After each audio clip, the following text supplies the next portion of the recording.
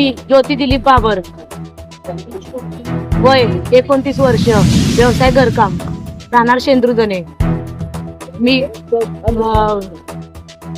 सकाळी ठीक 8 वाजता सकाळी चुलीला पाणी तापवत असताना वडिलांच्या राहत्या घरी भेटण्यासाठी आलेले असून मी राहत्या घरी चुलीवर सकाळी पाणी तापवत असताना मोन्या पवार, ओमकार पवार, शुभम पवार तसेच राम पवार, लक्ष्मण पवार या सर्व जणांनी मला, त्यांच्या कुटुंबियांनी, पवार समाजाच्या कुटुंबियांनी मला जमिनीवर कोसळून माझ्या अंगावर बसून मला हाणमार केली. तरी माझी दखल मी तक्रार का नोंदवली म्हणून माझी त्यांनी दखल अंदाजे घेतली. तक्रार नोंदवली, माझ्या भावाची तक्रार का दिली या कारणावरून मला त्यांनी हाणमार केली. माझे नाव दिलीप जयसिंग बाबर, राहणार शेंदुर्णी मॅक्रो कंपनी, व्यवसाय जागरण गोंधळ काम. तरी मी गोंधळासाठी बाहेर गावी गेले असताना माझ्या मुलास मारहाण करून राम पवार याने दारू पिऊन येऊन घरात शिरून मारहाण करून परत मी घरी आल्यानंतर मला समजले की 4 वाजता मी फिर्याद द्यायला निघालो. येथे वाटर फाटा येथे अडवून मुलासह मला मारहाण केली.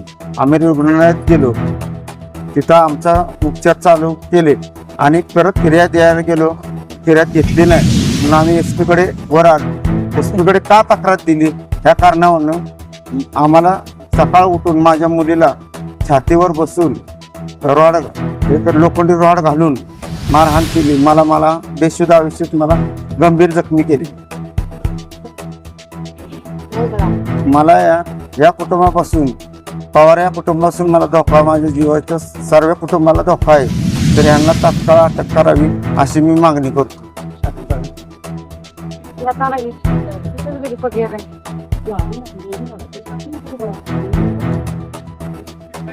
आज वाई तालुक्यातील शेंदुर्जणी गावामध्ये एक भटकेमुक्त जाती जमातीचं डवरी समाजाचं कुटुंब गेल्या अनेक वर्षापासून राहायला आहे.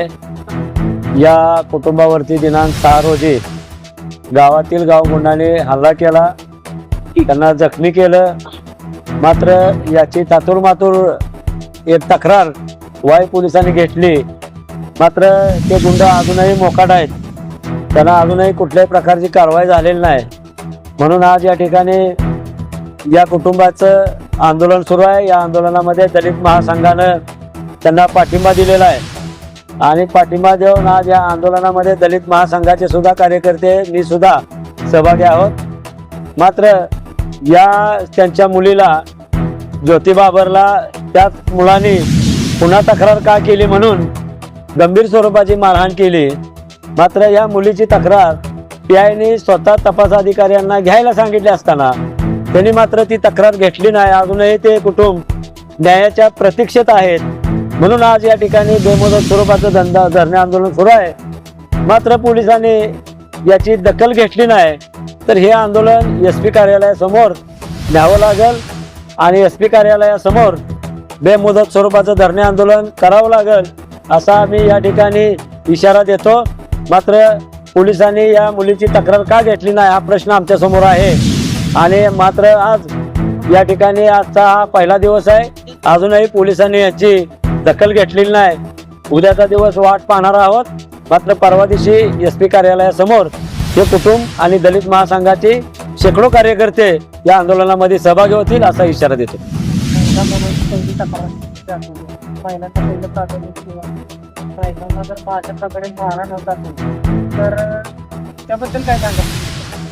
काय झालं, ह्या अशा अनेक तक्रारी आहेत, महिलांच्या ढिगानं तक्रारी आहेत. महिला म्हणून नुसता नावापुरता कायदा आहे, त्याची अंमलबजावणी कुठं झालेली दिसत नाही.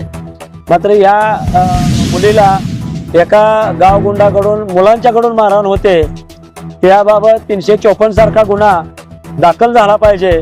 मात्र असं न करता या मुलीला स्वतः ते तपास अधिकाऱ्यांनी सांगितलं की बाबा तुझा आम्ही याच गुन्ह्यामध्ये जबाब घेतो आणि तुझा गुन्हा दाखल झालेला आहे असं म्हणून त्यातनं पळवाटा काढून यांची मात्र तक्रार घेतलेली नाही. अजून ही मुलगी आजही न्यायाच्या प्रतीक्षेत आहे. महाराष्ट्र काय दबाव टाकतात आता त्यावर राजकीय प्रश्न आहे. आपण पाहताय की सत्तेत असणाऱ्यांचं सगळं चालतं, आम्ही मात्र कुठल्याच सत्तेत नसल्यामुळं आमच्या जे काय मागासवर्गीय समाजावर अन्याय होतो त्याबाबत कोणीही आवाज उठवत नाही.